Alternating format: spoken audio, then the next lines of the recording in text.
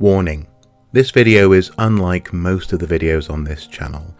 It deals with serious childhood issues of danger and trauma, and if this may be triggering for you, please feel free not to watch until you're ready.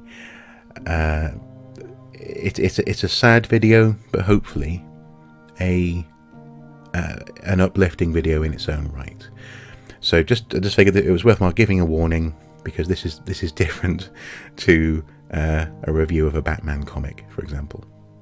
Thank you. Hello, and welcome back to another episode. Today, I think I'm finally ready to share with you one of the more serious and sad moments in my life.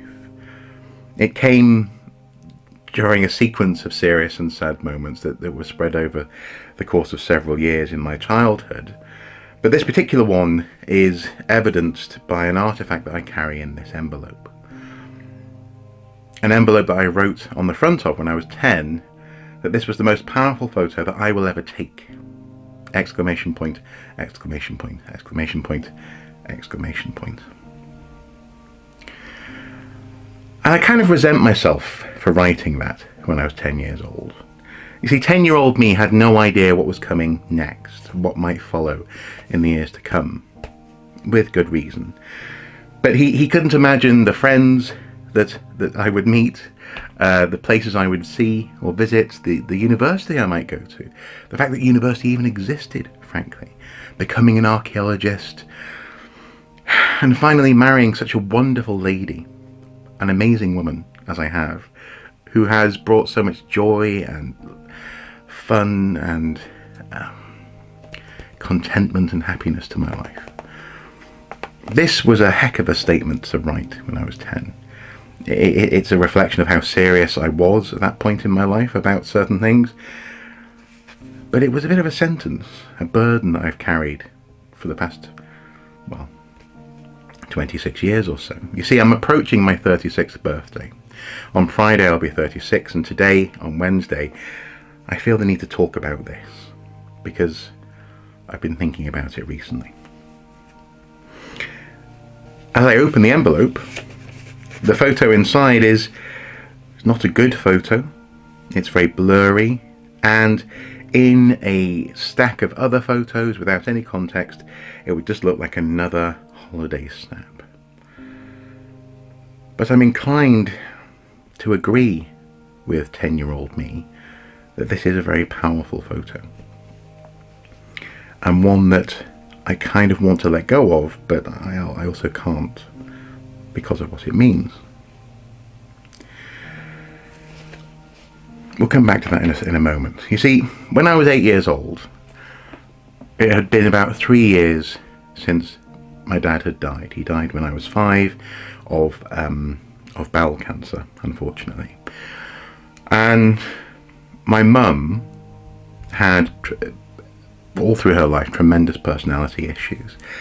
We think, towards the end of her life, we think we got a diagnosis that was accurate of her having borderline personality disorder, which doesn't mean that she's on the cusp of different disorders. What it means is that she has trouble forming confident attachments with other people that aren't overbearing. She had trouble really centering herself and her ego in the psychological sense, as it were, and her sense of moral validity, ethics, her right to have an opinion, all this sort of stuff was often attached to other people. And of course, as a kid for whom that is your mum, you don't know any different. That's just normal. That's just normal, you know, no matter how erratic that might be. And Mum had absolutely relied on my father for steadying the ship, the emotional storm that she was going through. And when he died, the storm toppled her, frankly. And this is where it gets serious. After he died, it's accurate to say I didn't go to school for about regularly for about 6 years. The first 3 of those were incredibly difficult, and this was at the end of those first 3 years, this photograph. Mum didn't leave the house. She drank to excess. We all lived upstairs in our house. It was a Victorian terraced house, where you come in the front door, there's a short hallway, and then the stairs that go straight upstairs. And that would be our run, more or less, if we ever ventured out at all. Mum would only go out to get alcohol, and it got to a point where I would have to do runs for food as a 5-year-old. I would have to leave the house and travel. We recently actually walked the route, my lovely wife and I, for my mum's, just before my mum's funeral. We walked the route from that house to the garage round the corner. It's about a quarter of a mile, crossing 3 main tributary roads onto the M6, a very major motorway in the northwest of England. And the garage is no longer there. I think it's become a lawnmower outlet or something. But the garage was the place where I would get hold of flapjacks and cartons of Ribena juice to keep me and my brother alive. And then I'd head back home again and just try and keep a lid on things, try and keep things together. You see, this didn't go unnoticed. Obviously school wondered where we had gone. I had not long been in school, as it were, when Dad died, and that there was attempts to intervene. I remember a social worker visiting us, one lady in particular who I actually ended up outsmarting. She would ask, "Can you draw a picture?" So I would draw very happy things, because I was terrified of our family being pulled apart. I didn't want, having just lost my dad, I didn't want to lose my brother and lose my mum. I thought, you know, Mum would tell us about going into care and what would happen if we went, you know, all this kind of thing. And I was terrified, so I'd draw very happy pictures, and that seemingly helped, because we weren't helped. Unfortunately, my instinct meant that there was no intervention, and things only got worse and worse and worse. Mum would drink more and more. She became suicidal, but she also feared for us, her boys. So she would want to take us with her. And the most traumatic thing, the most horrible thing that I remember is having to physically fight this you know, from my perspective, this huge person, fight them off as they were trying to attack me with a pillow.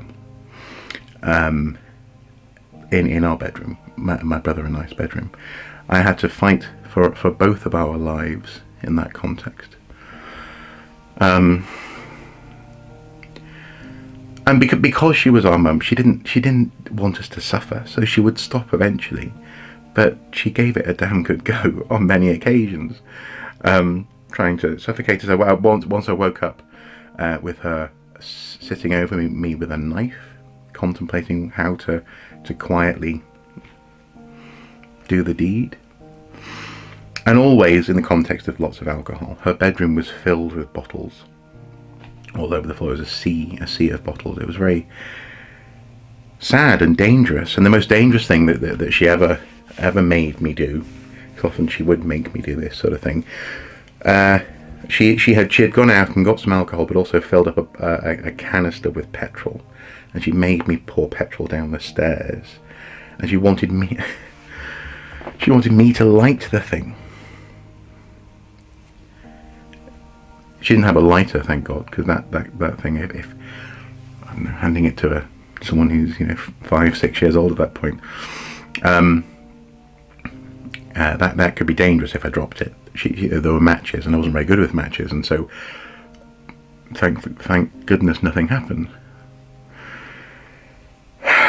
So over the course of that's 2 or 3 years, and eventually Mum comes out of this particularly deep dip that she had been in.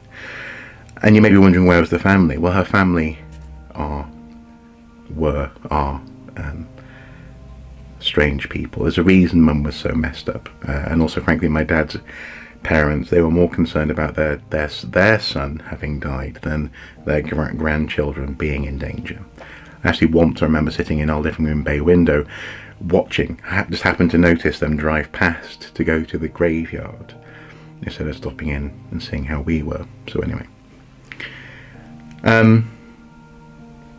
Mum was feeling better after about 3 years, or more, more centred, and we went to Aberystwyth, and this is the beach at Aberystwyth. You have the Royal Pier in the background, and this is my mum, as she was, and this is my brother, aged about 6-ish, and you can tell that his favourite colour is green, wearing some very 90s sunglasses there, and a bit of a bowl haircut, which was the fashion at the time. And this photo is part of a series of photographs that we both were taking on disposable, my brother and I, on disposable, wind-up cameras, Kodak cameras. And my memories of this trip to Aberystwyth were incredibly, they're tinged with stress. I was immensely stressed. I remember some very strange things. One of them being in a garden by the beach. I'm thinking, is this a castle? For some reason, I loved castles growing up. I still do, frankly. Is this a castle? Was this a castle? I remember being in the queue at the bank and looking at the the scrolling red dot matrix messages in the queue, sort of saying, thank you for being, thank you for your custom, this kind of thing, or whatever. And I remember the hotel that we stayed at, which was, I think, probably on the beach, not dissimilar to sort of Rhyl and Prestatyn, where we grew up.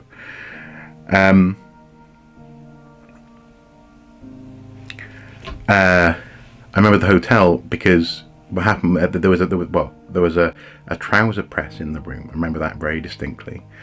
But in this one room, Mum said, "Okay, guys, you just go to sleep. I'm just going to go downstairs and just I think she said just say hello to people."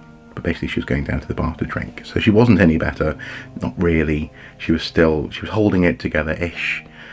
And apparently this holiday was a clean slate. This was a new start, a fresh start for us. And the thing is that that's often how people who have such chronic mental illness will think about the world. They'll think about it as an episode of being ill, and then an opportunity for a fresh start. And what I learned eventually, and I didn't know this at this point, I didn't know this when I was 10 when I wrote the note on the envelope, but in my teens I started to learn that if you don't acknowledge what's happened before, you can't learn from it. If you can't learn from it, then you can't grow and move on. And that was basically my mum in a nutshell. She was always seeking the fresh start, the blank slate, from now on this won't happen again. But it always did. And in this photograph, I remember my main thought, my main fear being that we were about to be split up as a family. I thought this would be the memento I would have of my brother and my mum, and a relatively calm time in our lives at that point. I thought this would be it. Genuinely, that's why I put it in an envelope that's so yellowed with age. I thought I needed to keep hold of this just in case we were ever split up, and I could use it to find Paul again if I had to.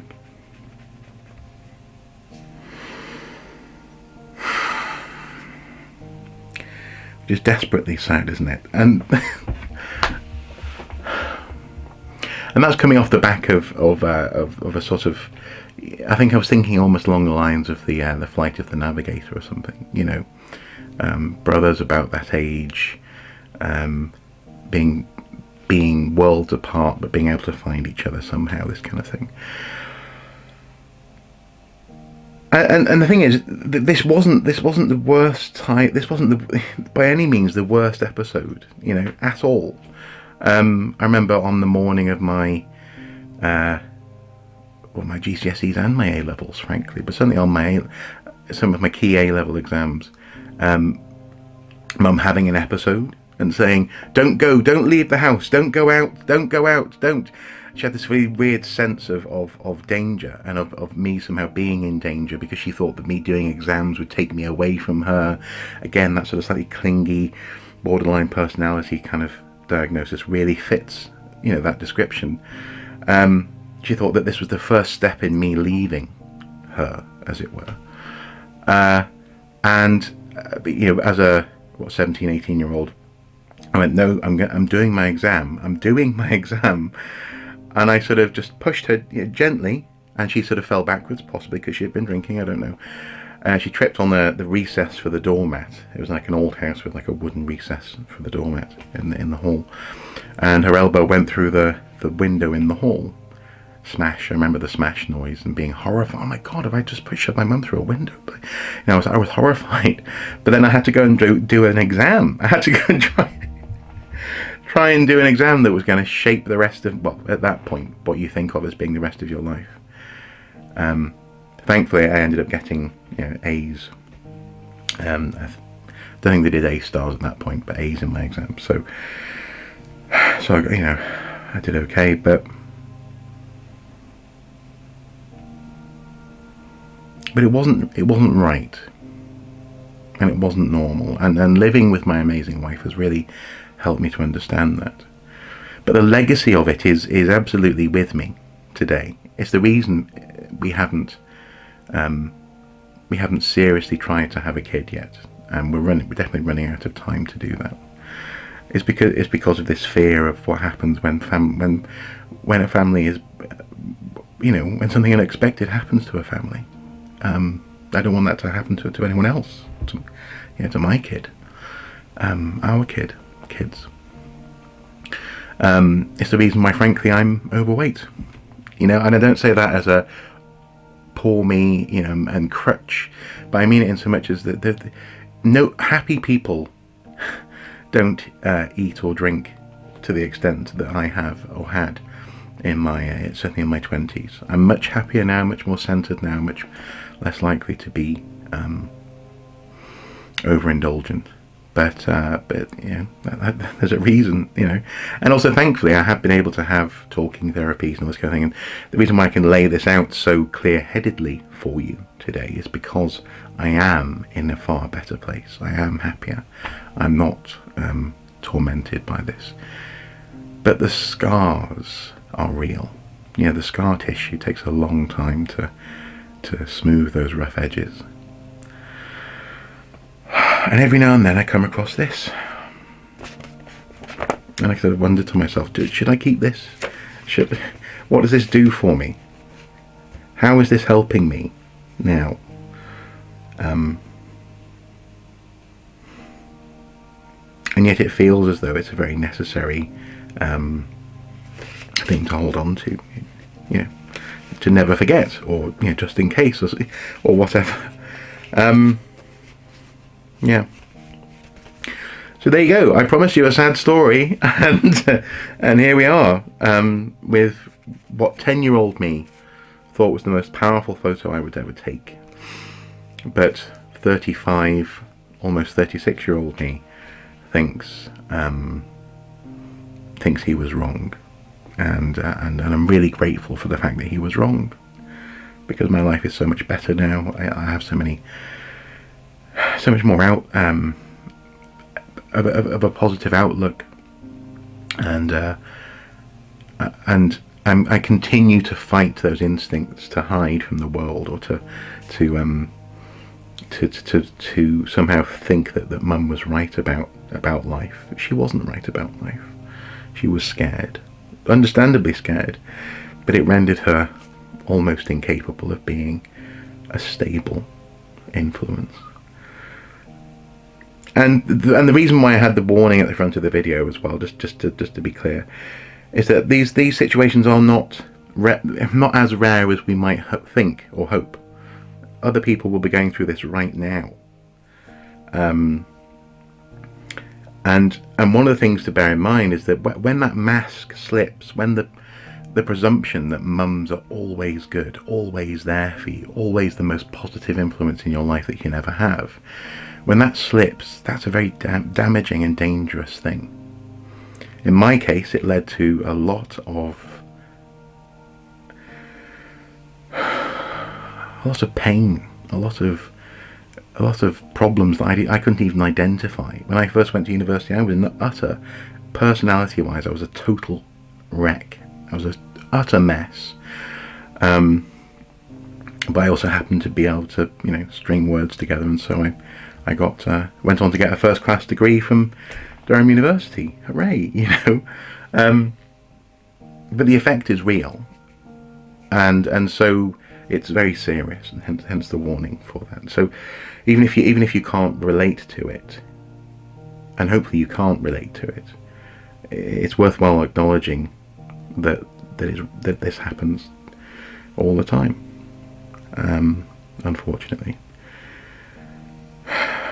But hopefully the cycle is broken for our family. My brother, because he was that bit younger, claims to have far less of a memory of things. Maybe he does, maybe he doesn't. Maybe I was the buffer for him. Maybe all of the the violence and pain and conversations. You know, the older I got, we'd have conversations with Mum. I would have conversations with Mum until like 3 o'clock in the morning, essentially being her psychologist, trying to reassure her that everything was okay and you're not a horrible person, and so on and so forth. You know, so maybe all that buffered him, and maybe that's why he's the most laid-back person I know. In fact, frustratingly laid-back. And he's got 2 lovely children who won't have any clue that any of this ever happened. So the cycle is broken, and if my lovely wife and I want to have a kid, maybe I need to have confidence in that the cycle won't continue. And so maybe I need to destroy this. Not today, though. At some point I will. At some point I'll burn it, I think, with a, you know, I'll just put it in, I'll put it on in a wood burner or something in the garden. At some point. Anyway, guys, this has been a rambling video. I'm not sure how interesting it will have been for you, but I'm happy to have got it out there. It feels good to be able to talk about it, and frankly to acknowledge that this, as I say, this stuff happens, because a lot of people don't talk about this sort of stuff, and that makes other people feel even more isolated and alone. So I'm happy to be able to say that you know, you're not alone. If this in any way describes you, this is, you know, you're not alone. Thank you for watching. As ever, until next time, do take care. Bye bye.